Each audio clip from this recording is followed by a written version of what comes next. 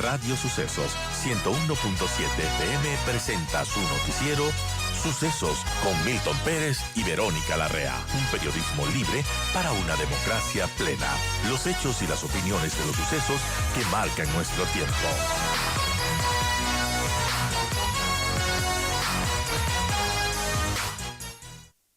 Adrián nos escucha.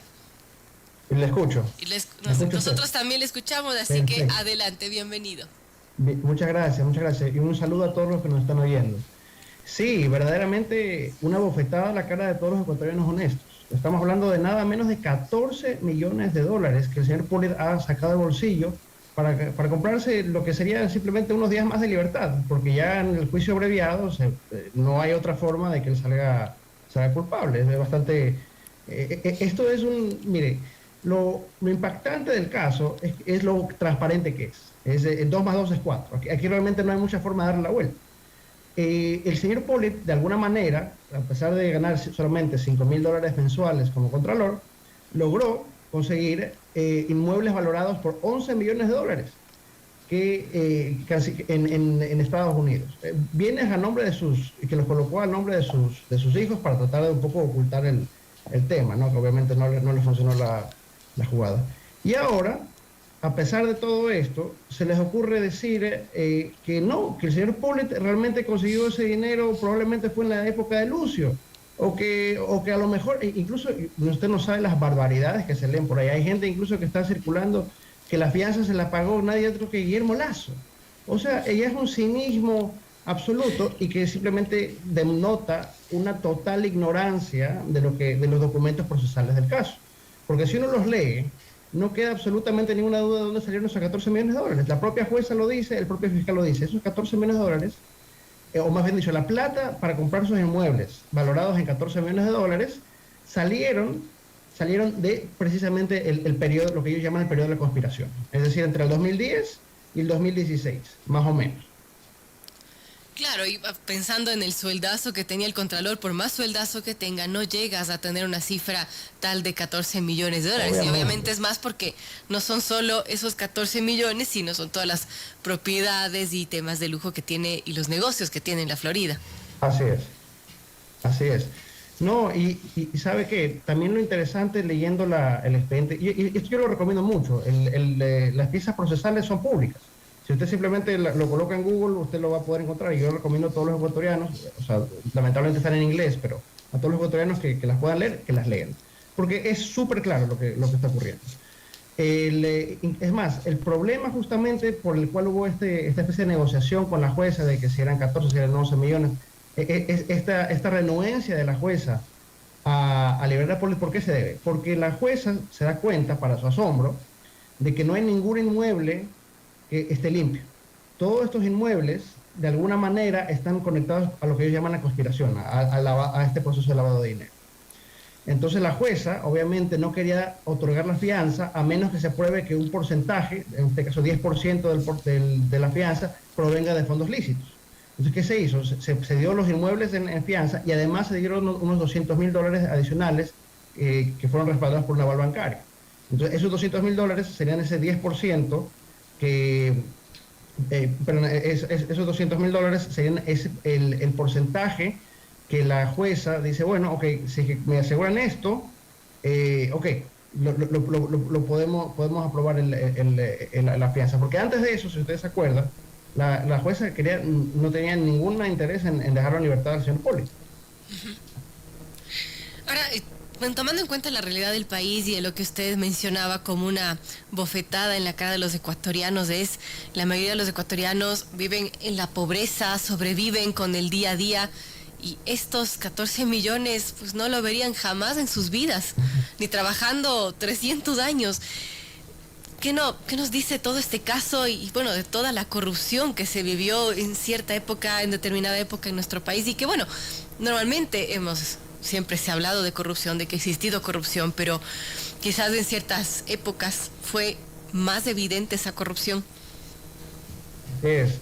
Y creo que usted toca el clavo aquí, porque realmente, o sea, a mí se me parte el corazón. Este robo que ha ocurrido, no ha ocurrido en un país desarrollado como, yo qué sé, Suiza, Gran Bretaña. O sea, este robo ha sido hecho en un país pobre, en un país donde muchos de los nosotros ecuatorianos no tenemos ni siquiera, o sea, hay personas que viven en casas de caña y este señor tenía apartamentos de lujo que estaba utilizando para lavar dinero en Miami.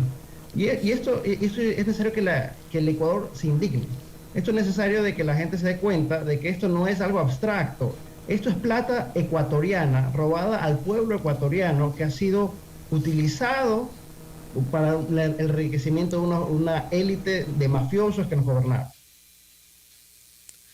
Ahora, Adrián, sobre este caso de Carlos Poli, me imagino que no es el primero, pero sí uno que se conoce porque está en la justicia de los Estados Unidos. Usted que ha podido ver el caso, el expediente de Poli de los Estados Unidos, menciona que es bastante claro. ¿Qué temas le llamaron la atención sobre este caso? A mí lo que me llama la atención es que se deja entrever de que hay otras personas que participaron en esto. O sea, el señor Poli compró estos inmuebles no solamente con la plata de los sobornos que recibió él directamente, sino que también se menciona de que hay ciertas inversiones, y lo pongo esto entre comillas, o sea, ciertas inversiones por parte de ciertos ecuatorianos que también le transfirieron la plata una vez más en plena Revolución Ciudadana.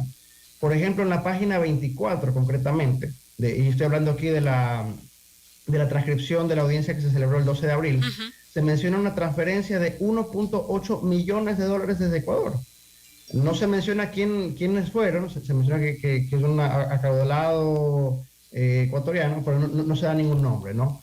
Y aquí cabe la pregunta es bastante directo. ¿Quiénes fueron estas personas que en plena Revolución Ciudadana le empezaron a pasar plata al Contralor para meterla en este chanchullo utilizando los inmuebles en Estados Unidos? Esto es una pregunta que el país tiene que saber la respuesta. Es muy triste leer todos estos casos de corrupción y ver cómo en otros países se conocen. En nuestro país, lamentablemente, no ha habido, al menos encarcelados, salvo Jorge Glass, pero no ha habido mayor investigación. Ahora usted anota en su artículo que en definitiva la justicia norteamericana, estadounidense, simplemente confirma lo que la justicia ecuatoriana ya había probado, que en nuestro país existió una red de corrupción que involucró a los más altos funcionarios del Estado. Nos gobernó una mafia, apunta usted. Declaraciones duras que usted apunta en su artículo, Adrián. Así es, y las vuelvo a hacer aquí. Nos gobernó una mafia. ¿Cómo es posible que el Contralor, que es el encargado de velar por la transparencia y la honestidad con el dinero público, nadie otro que el Contralor ahora aparece que tenía 14 millones de dólares guardados y está involucrado y está enjuiciado en Estados Unidos? Esta cantaleta constante de que no hay pruebas, esto es simplemente una persecución política, el cuaderno de Pablo Martínez fue forjado, bla, bla, bla, bla, bla. Esto ya se va al piso. O sea, ¿cómo es posible que justamente el funcionario público, que era el guardián de la institucionalidad, el guardián de la transparencia y honestidad de los fondos públicos, está enjuiciado en Estados Unidos? ¿Qué van a decir ahora? ¿Que acaso la justicia de Estados Unidos está también comprada por la oligarquía? ¿Qué van a decir? Lo único que pueden hacer es lo que están haciendo, que es tratar desesperadamente de lavarse las manos y de resultar decir, ¿quién es este Poli? No lo conocemos. Pero eso es un absurdo, a nadie va a engañar eso. Claro, ahora todos, al menos en Latinoamérica, se tiene mucha confianza en la justicia norteamericana, más no en la justicia de nuestros países sudamericanos, que pues puede ser que no es tan correcta como la justicia norteamericana, al menos así tenemos esa percepción. Yo creo que lamentablemente no es una percepción.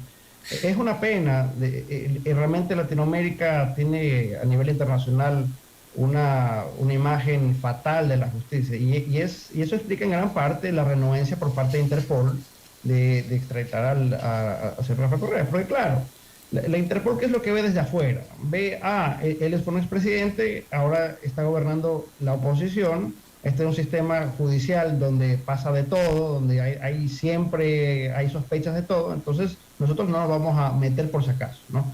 Eso no es decir mucho, pero es simplemente lo que se está diciendo aquí es que en nuestro sistema judicial en general, no en este caso, pero en general, es tan poco transparente y está tan siempre salpicado de sospechas, de escándalos de corrupción, de que obviamente un fallo, incluso por la Corte Nacional, la gente tiene sospechas, siempre va a tener sospechas, pero cuando ya estamos hablando, por ejemplo, del juzgado de la Florida, entonces las cosas cambian. Así es, amigos, son las 7:33, estamos conversando con Adrián Santiago Pérez Salazar, columnista de Diario Universo, además es abogado, y opinando sobre este caso de Pollid, analizando sobre esta fianza que pagó de 14 millones para defenderse en libertad y sobre todos estos casos de sobornos, el dinero que se fuga de nuestro país. Una bofetada a los ecuatorianos que lo ha apuntado Adrián.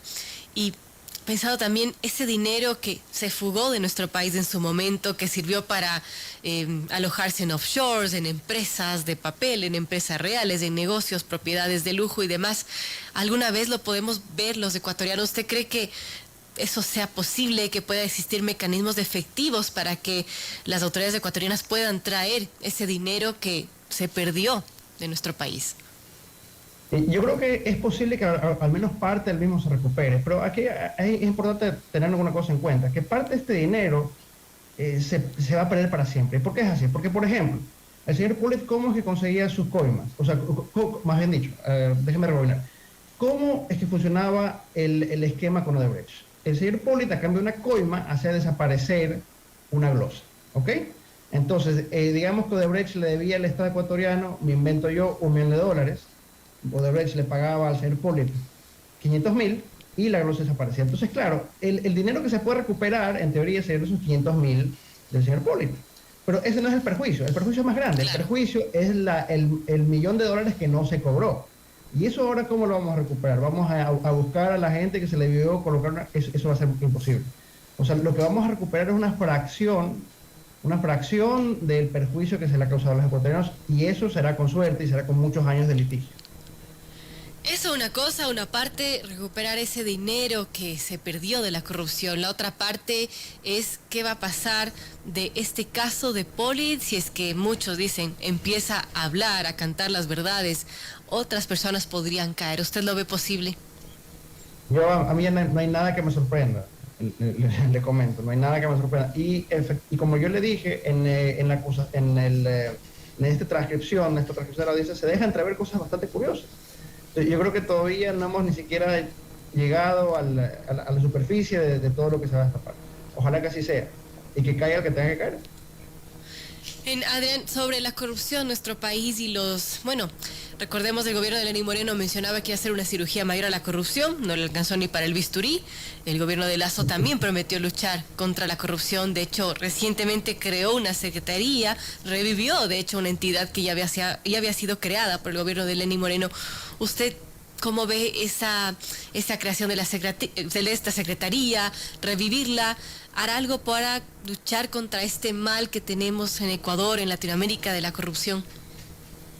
Yo creo que será positivo, definitivamente. Sin embargo, hubiese yo preferido la opción que se mencionó en campaña, que era la de inaugurar, de traer, pues lo que deberíamos aquí traer son fiscales extranjeros. Deberíamos aquí armar una comisión o supervisada, me invento yo, por las Naciones Unidas o por un organismo de carácter internacional reputable, y que esté conformada por fiscales expertos en delitos de blanqueo y de lavado y de corrupción, este tipo de delitos, que sean extranjeros.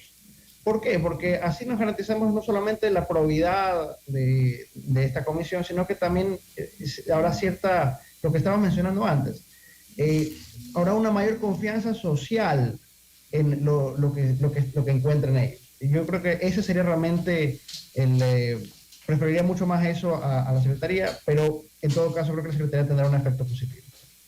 Bien, gracias Adrián por estar con nosotros, amigos. Son las 7:37. Agradecemos a Adrián Pérez, abogado y columnista de Diario Universo, por conversar acerca del caso Pollid, este pago de esta fianza que nos ha dejado atónitos a los ecuatorianos, porque pagó $14 millones